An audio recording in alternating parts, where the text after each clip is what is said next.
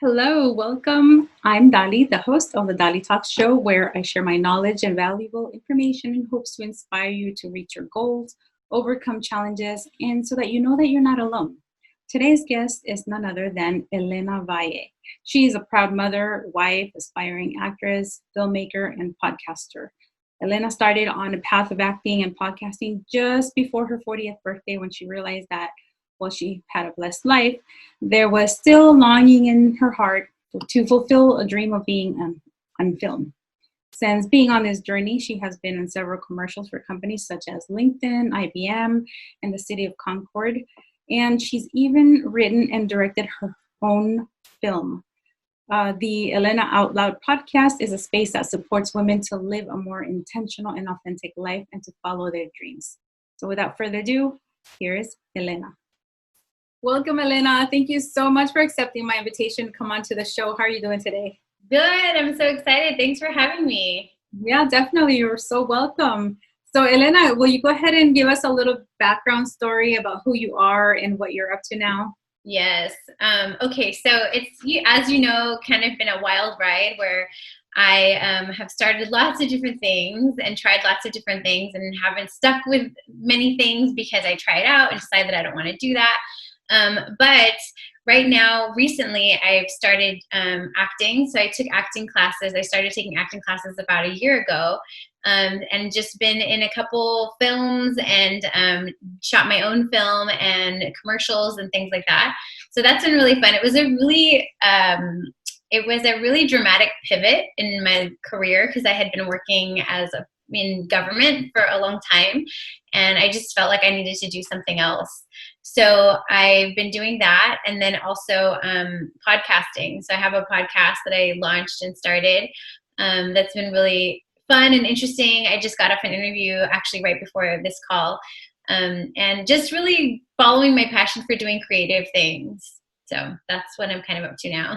Yeah, I love that. I think I met you through Instagram because somebody mentioned your podcast, and I went to listen to it, and I instantly loved it. My favorite episode was the multi-passionate one. Yeah. Because I could relate so much to that one. You talk about, changing paths in your life, and having multiple passions, which is something that I've mentioned here on the show that I struggled for a long time deciding what was I passionate about because standards, or I guess the status quo says choose one. Yeah. And that really messed me up from a very young age. Yeah. No, I know. Honestly, it's still something that I struggle with myself because, so the episode you're talking to about is called Why I'm Such a Quitter. And so everyone was like, why are you such a quitter? And so they all tuned in. But really, it was just me kind of reflecting back on all the different things that I've done. And it was really hard for me because at one point I'd be doing one thing, like I was a Zumba instructor. And then like when I would see people later on, they're like, how'd that Zumba instructing go? And I'm like, oh, I'm not doing that anymore. Like, so it really takes a toll on your just perception of yourself as someone that follows through when you start something and then all of a sudden you quit and then someone asks you about it and you get embarrassed, But I think that there was someone said something to me the other day. They said, you can't chase two bunnies, right? And I've been thinking about that a lot because even where I am in my life now with the podcasting and with the acting and with all these other things that I want to do in my life, including my husband and I have a real estate business that we've been running for years, so it makes me think like, do I need to just stop doing these and focus on this? And it really kind of messes with your mind about what you should be focusing on. And don't get me wrong, there does need to be some kind of focus in, when you're working on something, but we're just so multifaceted that, like just narrowing ourselves down to only doing one thing can lead you to feel unfulfilled in other areas. And, so right now I'm just kind of learning on setting goals. Like, okay, here's a 90-day sprint. I'm going to do this and sprint on building this for the next 90 days while I'm still podcasting. Like, I'm not going to stop podcasting, but this is what I really need to put a lot of my energy and focus on.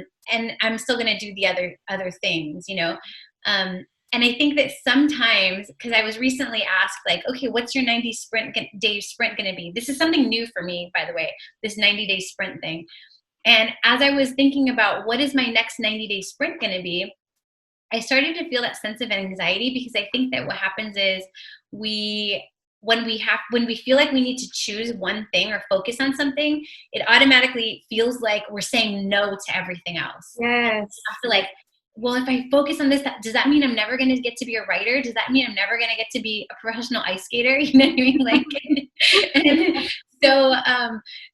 but it doesn't mean that. It just means that this is the thing that I'm focusing on now. And I still have those other things that I'm doing and thinking about and building in my mind. As long as you keep the vision, you're never really letting it go. But yeah, I've started lots of things and I've stopped lots of things, and I'm proud to say I am a person that has quit things. And the reason I'm proud to say that is because that means I'm also a person that tries things, right? Like, you're never going to know what it is you want to do unless you try it. So yes, I've tried a lot of things, and some of those things have stuck and some haven't, and to some people looking on the outside, it might seem ridiculous, that I've done all these. They're like, wait, weren't you a massage therapist? Weren't you trying to start a charter school? Like, yeah, that's cool. Well, you know what?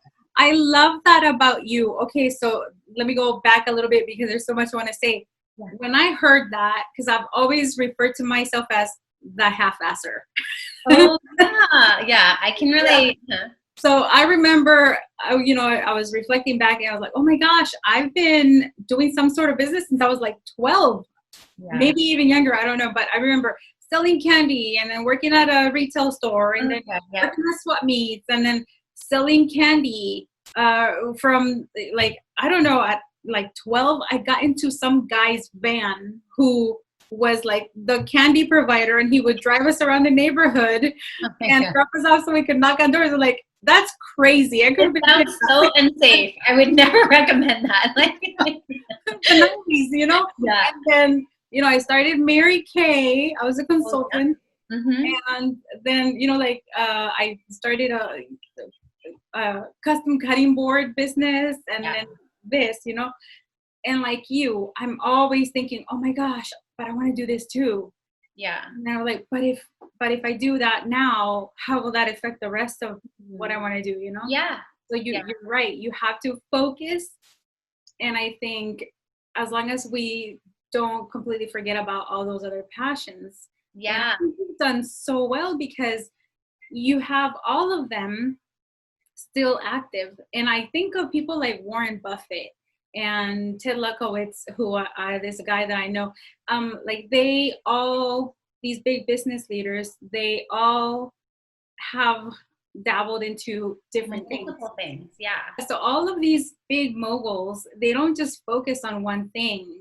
And as a matter of fact, they recommend, right, to have at least 6 streams of income, right? Don't put all your eggs in one basket. This is what they say. Yes, and it's so true because, I mean, when there's so many people that I know and they're doing amazing and I totally admire and respect them, they've had like one job for like the last 14 years and haven't done like anything else. Like we all know somebody like that, right? But when things like this happen, like pandemic and there's layoffs and then they lose that and they can't do it anymore, then they're like, I put all my eggs into this for 14 years. Now what do I do? So I think it's important to diversify our interests and know what we like to do. So one of the things that I did, and honestly, when I was telling people that I was now going to acting school, right? It was right before I turned 40, and it's like, what? Acting school? Like, I've never heard you say you wanted to be an actor. Like, where did this come from?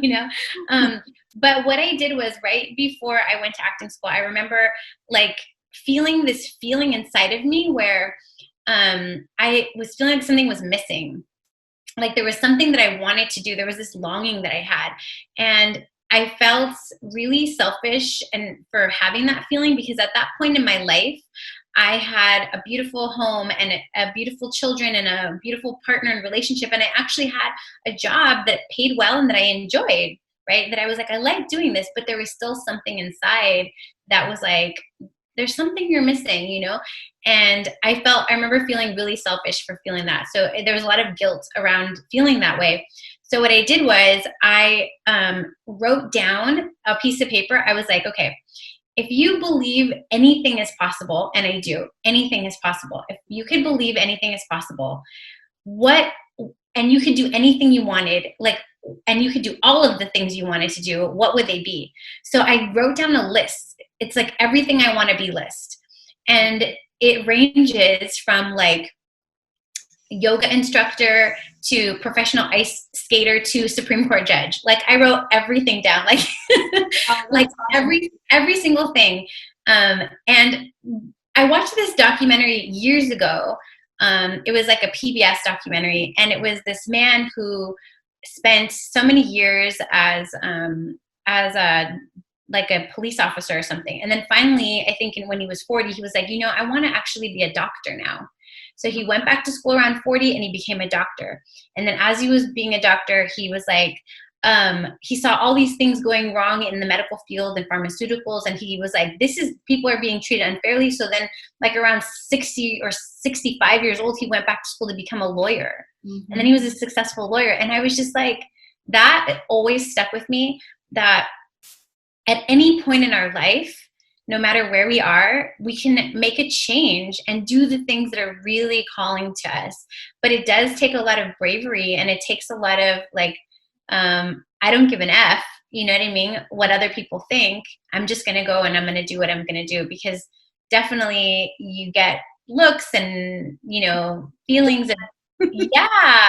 And honestly, I think that we do get some judgment. I think that we get like this much judgment, but I think like there's this even more that we are thinking people are thinking that they probably aren't even thinking. Do you know what I mean? Like it's in our heads. Yes. And in our mind, it's way bigger than what it actually is. And it might come from one person, but that person, for some reason, we weigh their opinions so much.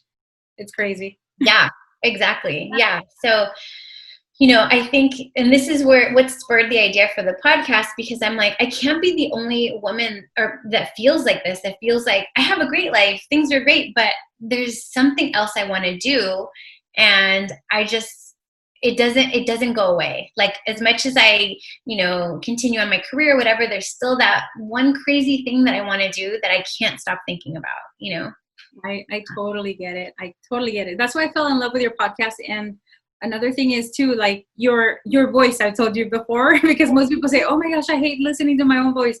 It is so soothing, the way you explain everything, the passion, just the tone. Like I can feel your emotion. Oh, thank you. It's so good. And usually I let a few weeks go by. Yeah. Binge listen. Yeah. So tell me, so you dove into acting, which is awesome, and you've actually worked in acting. You've been hired to do certain commercials and stuff. Yeah. And I asked you to come on this show to kind of give us a little bit of insights on what that's like, especially for parents who have kids, or if there are other parents who want to start their acting career at whatever age. So what insights would you share with them to know that surprised you? Yeah. So, well, I really went into the deep end with my acting school, because there's a lot of classes that you can take that are just like one-off classes. It's just a couple hours or a weekend or something like that. But I committed to like a 2-year program that's twice a week for 6 hours a week, basically twice a week. It's 2 3-hour classes, and then you have to practice outside of class. So it's a really big commitment, especially because I have 3 kids and I work and have a podcast, and so but what I've found with the acting classes is that it's so much personal development. It's crazy. Like knowing yourself and knowing what makes you sad or what makes you happy or what makes you super, jealous or angry, knowing you have a lot of soul searching to do to dig out those things that really trigger you. That's not difficult. That's really hard. It can be hard, but I think that it's harder when you are like trying to perform for other people, right? When you have more of a strong curiosity inside that you want to dig these things out without caring what other people think, you can experience a freedom that I have never experienced anywhere else. except for acting, just to be who I am, like 100% without any filter is so much fun, I have to tell you. But yeah, so I started acting classes, and then I immediately wanted to start working. I was like, I want to like work now. And so I went on a forum that's pretty popular. It's called Casting Networks, and they have they have it from San Francisco to, I think, all over probably. But I'm the one in San Francisco based. And I got a couple jobs. So I've done some commercials. I did some free commercial work where you're just an extra. And some of those are not as glamorous as you think, right? Like you think acting, you think like the Oscars, you think, like leading lady or whatever. But I think my first job was as an extra for a commercial. And I actually, wait, was that my first job? I think I even got paid for it. Actually, it was like $300, right? But I was there for literally 10 hours. And it was hard. Like that one was hard. It was an extra for a commercial. And I was like, we were in this gymnasium, like a high school gymnasium, and they were selling this app. It's like a sports app or something. And so there were these basketball players that they had running back and forth, and we were in these bleachers and we had to be cheering. But it was that day, it was in a part of California that's really hot, and it was like maybe over 100 degrees that day, and they had to shut the air conditioning off because of the sound. For the cameras. So we're sitting there and we just had to like sit there on the bleachers and cheer for 10 hours. So, they'd point to us and we'd like cheer and, and then they'd run this way and we'd cheer. And so that was interesting, but I think that was one of my first jobs. And yeah, I've done a few other things for LinkedIn and IBM and that's pretty awesome. I did an independent film, and I was again an extra again in that film, and we were shooting like a parent-teacher conference scene, and I was an extra, and I was wearing high heels. Oh my gosh, I had to stand in those high heels for like 6 hours, and I've worn heels for like 6 hours, but you sit down, you stand up, but I literally had to stand in the same spot, and I swear I felt like my toes were like they were just like dead. Well, that rules me out because I've got feet problems. I can't wear heels. Yeah. So what about if you had a young daughter starting to act, what kind of advice would you give the parents to guide her, in the acting world? Yeah, I definitely feel like the best thing to do for young actors, especially a female actor, would be to support that young woman in being confident in who she is as a person and wanting to grow, as a person first. Like when you have that strong foundation, then it's, really harder to break you, because there's going to be a lot of moments where you get broken down, because one example, I feel like I've done a lot of personal development on myself, and I'm older also, and so I have dealt with rejection a lot in my life, and moments where I felt like I wasn't good enough and had to process that. So I felt like I have a good strong foundation, but last year I was up for a part. It was the main part in a pretty important independent film, and I had a callback. So I met the director and I got called back, and I felt like I got it, and it felt really good, and I had a great connection with the director, and I felt like I understand the script really well, and he let me know that it was between me and one other person, and then he called me and told me that I didn't get the part. That was the first time in this process where it really got to me, and I was surprised by it, because I felt like this isn't going to get to me. Like if I get rejected, I know I'm going to get rejected 1,000 times and it's going to be fine. But in that moment, I felt like he didn't pick me because it was me. There was something about me that didn't resonate, because he said that, I was, there were so many things that were great about me, but there's something about me that he just didn't want. And it felt really, it took me a minute to kind of shake it off. Yeah. And so I feel like, a young person going into this, especially a woman, but a man as well, what the parents can do is really build that person up to be confident in who they are and love themselves so deeply that no amount of rejection can shake them. And you're going to get people that are that feel like they need to compete with you, and that that are not as nice, and so you have to have that strong outer shell as a person to succeed, I think, in this business. Yeah, I love that you mentioned confidence so much, because I think people underestimate the value and the level of confidence that everybody should have. Yeah. Because it goes into almost every aspect of being a human. I Yeah. mean, from asking for a raise to talking to others, or speaking up for yourself, or taking rejection really well. Mm-hmm. It's so important. So I love that you mentioned that element of acting, and I'm pretty sure some people are going to be very they're going to say, oh well, yeah, of course, but I mean, it's just so much deeper. Instead of like, oh, just be confident, just get in front of the camera and just do it. Yeah.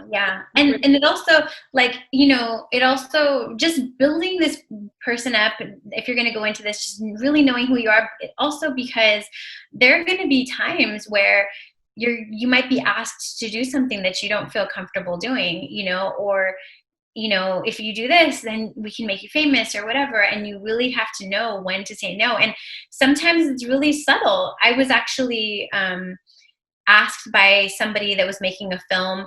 It wasn't anything like, it was more of, he knew that I was new in the industry, and I feel like thought he can use me to be free labor and do all these little errands for him. And he was like, I'll put you in the film, but he wanted me to do all of these things.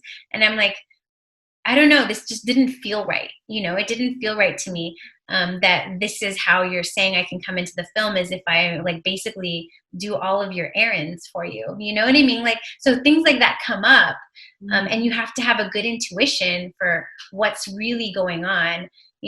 The craft, there's so many ways to learn the craft, and there's so many great schools. And I think that people worry about that first, like, oh, let me worry about the school. Let me worry about my headshots. Let me worry about that stuff. That I think that with the internet and our connections now, they're pretty easy to find. Jobs are easy to find through agents and networks, and you can do all that. Research is great, but I think that what is harder is just coming into it with a really strong foundation as a person.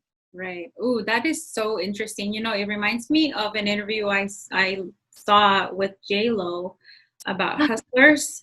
I know, right? She mentioned that now the industry, because of the Epstein thing, The Me Too movement. Yeah. now they have people who are being hired by producers who are there to tell you, hey, no, they're not supposed to ask you to do that, or no, that's part of your contract, or actually that's illegal, you shouldn't be asking. Or sometimes it's because the film people don't know, and sometimes it's also because they do know and they're trying to get away, like you said, like, oh, she's new in the industry, so let's see how much I can get out of her.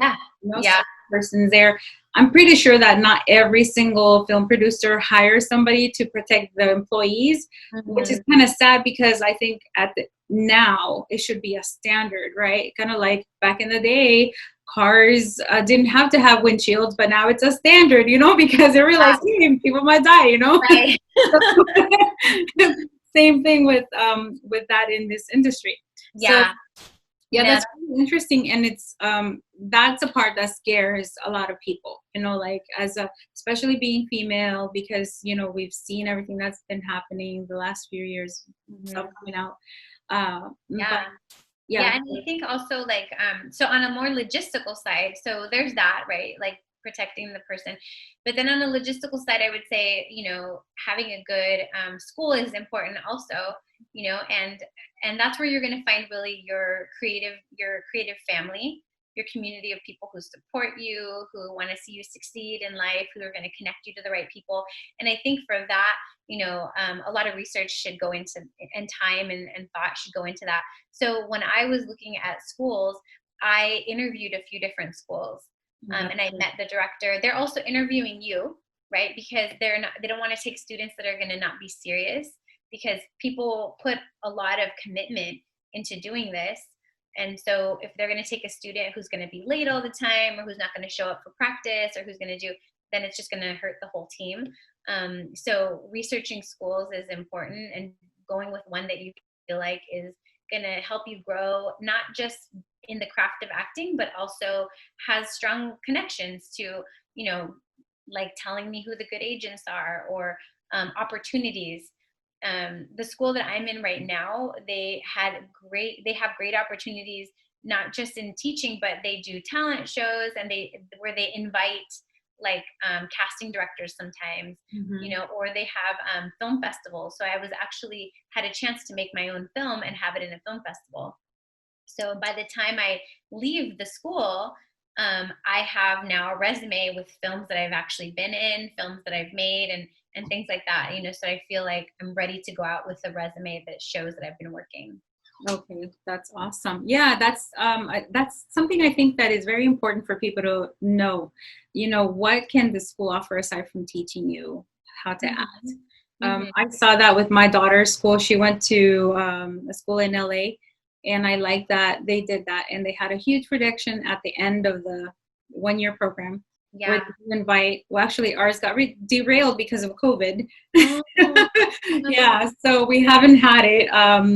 And it's for that opportunity to, you know, for people to come in and see the talent, and then you know, yeah. So do you have any like funny experiences, or like have you met any famous people that you were just like, oh my gosh, you know, being in this, or like in class or in a production?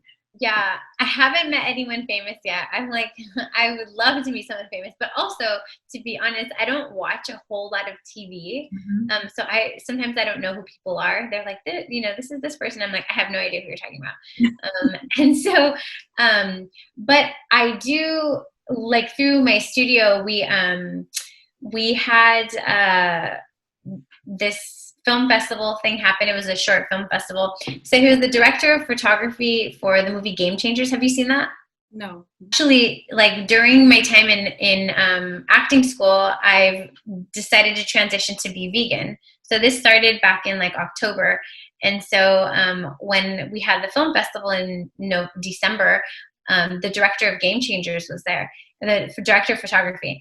And he was so cool. He's actually done movies for like Obama and worked in the White House, and he's really cool.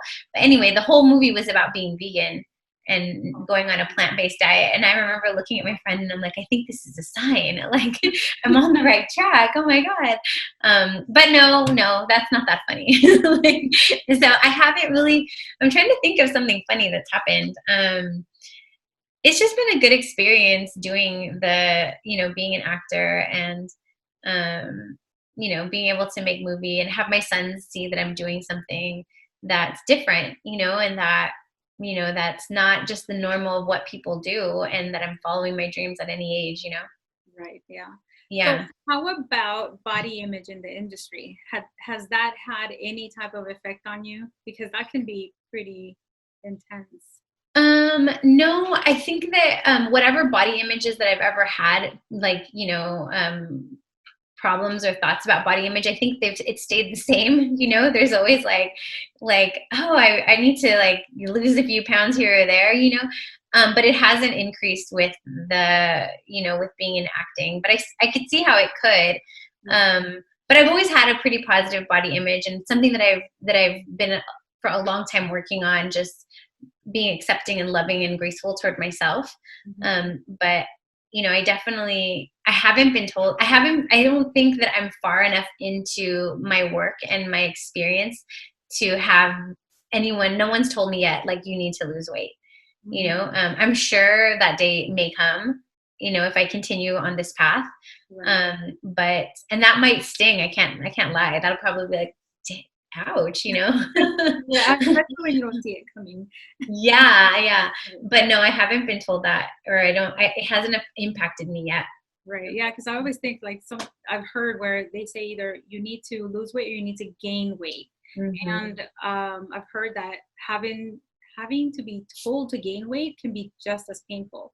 Yeah. So at first I was thinking, yeah, I don't know. But then I thought, oh, yes, because people like me, it takes so long to lose 1 pound. So I can imagine that, yeah. Yeah, that it comes up a lot. But I feel like I'm really on I feel a really strong desire to represent women that look like me, because there are women that look like me, that have this body weight and that have this age and that have this skin color, and I just feel like we need to represent more people, right? And it seems like we see very slim view of what women look like in general on the screen. Yeah, that's why I'm interested in also making films. So I have like some ideas of films that I'd like to make, in the future, hopefully soon, that include women of all sizes and shapes, and because that's the reality of it, Mm-hmm. Yeah, I can't wait to see your projects. I did see the one you submitted for the film festival, and wow, that was dedication. Because I mean, just writing it all out and planning everything and getting people to collaborate, because nobody's getting paid. Yeah, paid. There's like family love right there. Yeah, and that's actually like the important part of what I was saying, like finding your creative family that are going to be there to support you, and not waiting for people to hand you a role. If there's a role that you feel like people are making films on iPhones and getting them submitted to the Sundance Film Festival. I think one of the winners of the Sundance Film Festival, the last one, was shot on an iPhone 11. Yeah, that's so it's like, if you really want to do this, then stop waiting around. Right. Like, go out and do it. There's no excuses. People are getting famous every day on YouTube. People are making films all the time and submitting them to film festivals. Like, go out and do the work that you need to do to get, stop waiting for someone to hand you something. Like, create your own door. Yeah, I love that. And lastly, I want to ask about the podcast. What are your plans for the podcast you have? Are you going to keep it going? Yeah. So I'm actually like transitioning into reformatting how I do the podcast. So I've been doing it for 36 straight weeks without missing a beat every Tuesday. Yeah. And so the 36th week actually was the first time that I didn't publish on that Tuesday, and I waited till the next Tuesday. So I think now I want to really have a team of people to help me edit.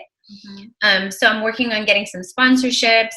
And I'm probably going to do seasons. So I think I'm going to roll out a season. I have a couple interviews coming up that I'm going to record and edit and then batch it and push it out as a season, instead of having to be working on it for so much, like every single week, because it's a lot of work. Because I want to move on to now other projects. So I want to just start to maybe bring on an intern or someone that can help me with some editing. Oh, that sounds wonderful. I can relate, because that's how this show is. You record, you have to edit, and then all that other stuff. Yeah. I'm glad to hear that it's going to continue, because I'm an avid listener. Thank you. And I'm asking because on one of your episodes, you mentioned that you thought of just not continuing. And when I heard that, I was like, no, don't. Like, for me. No, yeah. It comes up for me like a lot, where I'm like, oh gosh, I can't, I'm not going to do it this week. But there's something, like I said, that longing inside that won't let me quit, Yeah. Awesome. And where can people listen to your podcast? Yes. So you can listen to my podcast on Spotify, Apple Music, Google Play, and Stitcher. It's Elena Out Loud podcast. And I would love it if people leave me like reviews and subscribe, because I'm looking for more reviews. Yeah. I want to hear what people are thinking about it and what they'd like to hear more of. Mm-hmm. Yeah. Do you have any events coming up for on the podcast that people should be aware of? Actually, I have some really cool episodes that are going to be coming up right now. That Denise Cox Soler she's from Project Enya. She made a film called Being Enya. She's going to be on my podcast, mm-hmm. And I have some really good episodes that are coming up. So I hope people can tune in. That's awesome.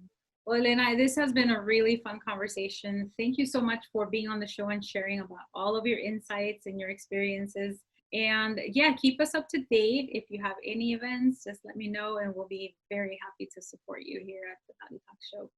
Thank you so much, Dali. I appreciate it. I can't wait to see all those wonderful things you're doing too. I love following you. Thank you. All right. Until next time. Well, there you have it. Elena Valle has shared some wonderful golden nuggets with us regarding the importance of confidence in anything that you do, especially if you're going into acting. And she did share some real good pieces of advice, especially if you have a young girl that is going into acting, or if you are one of those young girls going into acting. And don't forget to listen to her podcast every week at Elena Out Loud on pretty much anywhere where you are able to listen to a podcast. Thank you so much for watching. And remember, I will have a new episode every Wednesday. It airs at 5 p.m.